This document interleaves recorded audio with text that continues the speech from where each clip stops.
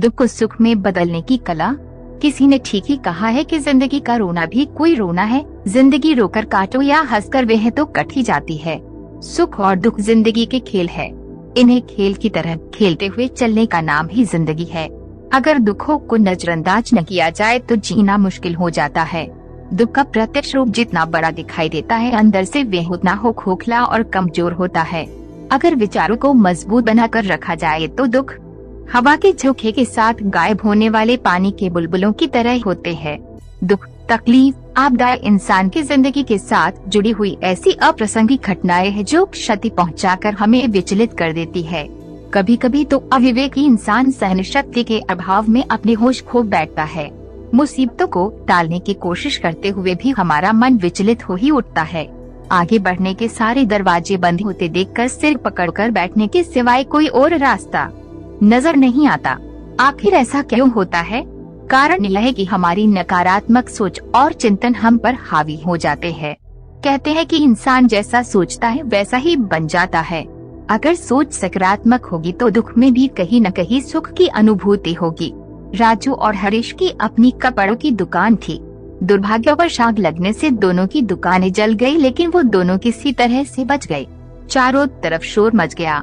दोनों तरफ के दोस्त और रिश्तेदार उनके घर उनसे मिलने के लिए पहुँचे और गहरी सहानुभूति प्रकट की। राजू बहुत दुखी और निराश था। भगवान पर सारा दोष मरते हुए बोला, है अब मेरा क्या होगा? मेरे परिवार का पालन पोषण कैसे होगा? भगवान को मैं ही मिला था क्या? काश मैं भी आग में जल जाता ताकि यह सब ने देखना पड़ता। वहीं दूसरों और जब लोग हरीश के पास पहुंचकर उसका हालचाल पूछने लगे तो सभी हैरान रह गए। वह बड़ा शांत है। उसके चेहरे पर आशा की किरण झलक रही थी क्योंकि उसकी सोच सकारात्मक थी। उसने कहा, मैं तो बड़ा खुशनसीब हूँ। भगवान का लाख लाख शुक्रिया जो मेरी जान बच गई। दुकान तो मैं मेहनत करके दोबारा बना लूंगा, लेकिन अगर मेरी जान चली जाती तो मेरे परिवार का क्या होता?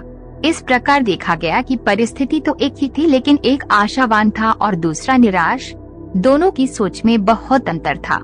ये ठीक है कि हम अपनी परिस्थितियों और घटनाओं को नहीं बदल सकते, लेकिन दृष्टिकोण बदलना तो हमारे हाथ में ही है। एग्जाम्स के समय आप देख सकते हैं कि कई छात्र तो प्रेशर का डटकर सामना करते हैं, तो कई हार मान लेते हैं और डिप्रेशन में चले जाते हैं, या तो एग्जाम्स देने ही नहीं जाते। कई तो कम नंबर आने पर अपनी जान तक देने की कोशिश करते हैं, बिना ये सोचे कि ये तो जिंदगी का बहुत छोटा सा पड़ाव है। प्रकृति ने हमें रास्ता बताया है कि दुख तकलीफों के समय रोने, सिर पीटने या डरने की बजाय अपने आप पर, अपने कर्मोक्षन्स पर विश्वास रखिए, जिससे कि आगे बढ़ने के लिए शक्ति, प्रेरणा और लक्ष्य मिले। किस्मत भी उन्हीं का साथ देती है जिनमें कुछ करने का साहस होता है। हर दिन एक जैसे नहीं होते।